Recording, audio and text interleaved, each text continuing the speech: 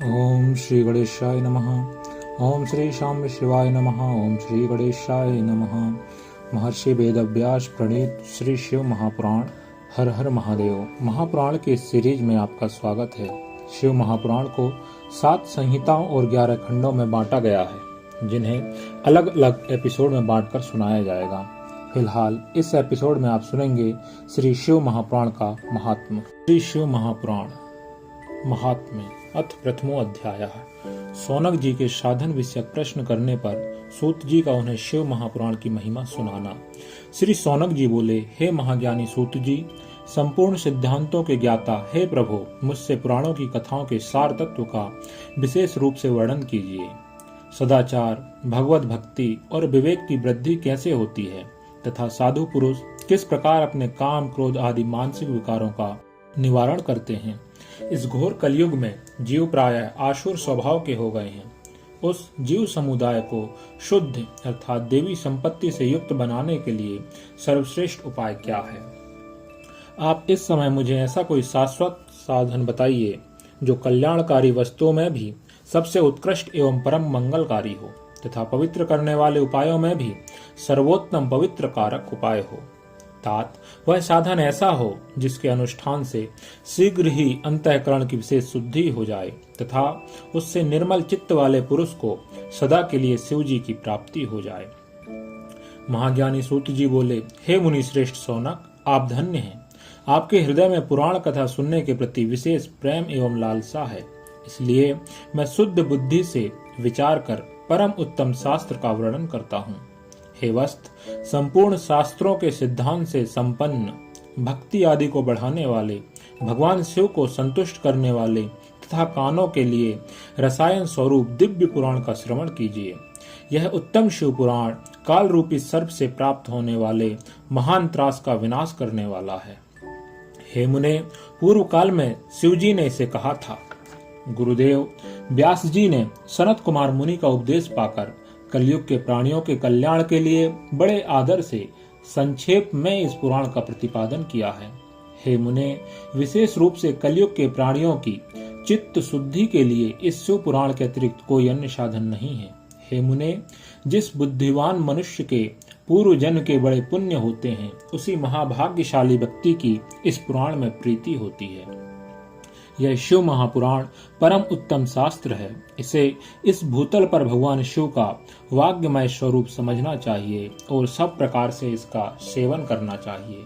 इसके पठन और श्रवण से शिव भक्ति पाकर श्रेष्ठतम स्थिति में पहुंचा हुआ मनुष्य शीघ्र ही शिव पद को प्राप्त कर लेता है। इसलिए संपूर्ण यत्न करके मनुष्यों ने इस पुराण के अध्ययन को अभीष्ट साधन माना है और इसका प्रेम पूर्वक श्रवण भी संपूर्ण वांछित फलों को देने वाला है।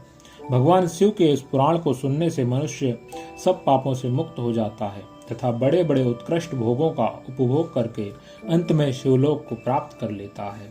राजसूय यज्ञ और सैकड़ों अग्नि अष्टयोम यज्ञों से जो पुण्य प्राप्त होता है, वह भगवान शिव की कथा के सुनने मात्र से प्राप्त हो जाता है। हे मुने, जो लोग इस श्रेष्ठ शास्त्र शिव पुराण का श्रवण करते हैं, उन्हें मनुष्य नहीं समझना चाहिए। वे रुद्र स्वरूप ही हैं, इसमें संदेह नहीं है। इस पुराण का श्रवण और कीर्तन करने वालों के चरण कमल की धूलि को मुनिगण तीर्थ समझते हैं। जो प्राणी परम पद को प्राप्त करना चाहते हैं, उन्हें सदा भक्ति पूर्वक इस निर्मल शिव पुराण का श्रवण करना चाहिए। हे मुनि श्रेष्ठ, यदि मनुष्य सदा इसे सुनने में समर्थ ना हो तो उसे प्रतिदिन स्थिर चित्त से एक मुहूर्त भी इसको सुनना चाहिए।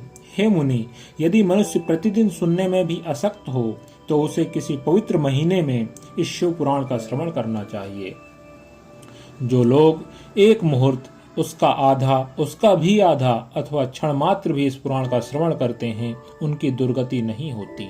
हे मुनीश्वर, जो पुरुष इस शिव पुराण की कथा को सुनता है, वह सुनने वाला पुरुष कर्म रूपी महावन को जलाकर संसार के पार हो जाता है।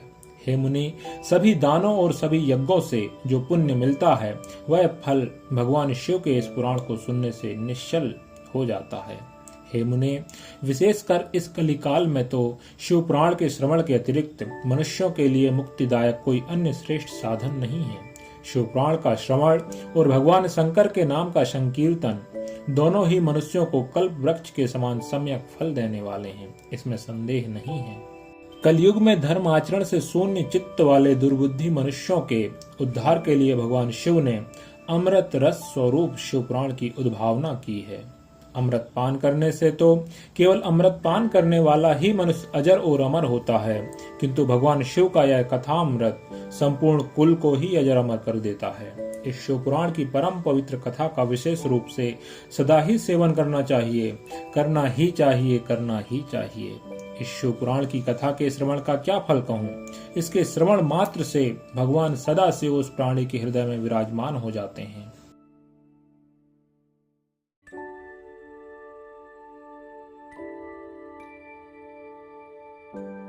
यह ग्रंथ 24,000 श्लोकों से युक्त है। इसमें 7 संहिताएं हैं।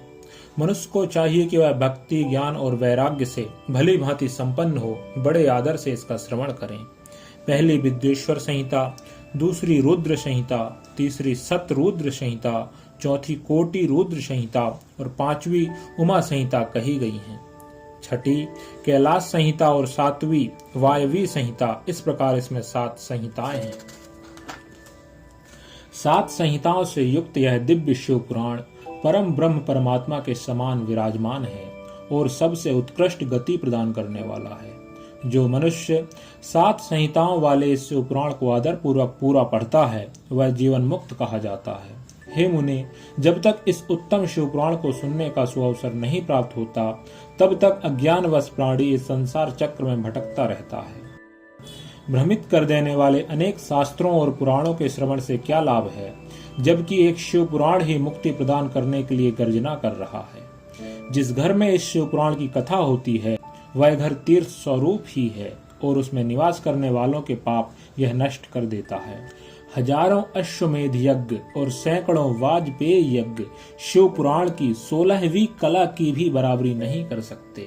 हे मुनि श्रेष्ठ, कोई अधम प्राणी जब तक भक्ति पूर्वक शिव पुराण का श्रवण नहीं करता, तभी तक उसे पापी कहा जा सकता है।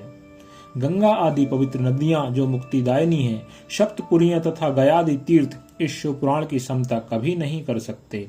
जिसे परम गति की कामना हो, उसे नित्य शिव पुराण के एक श्लोक अथवा आधे श्लोक का ही स्वयं भक्ति पूर्वक पाठ करना चाहिए।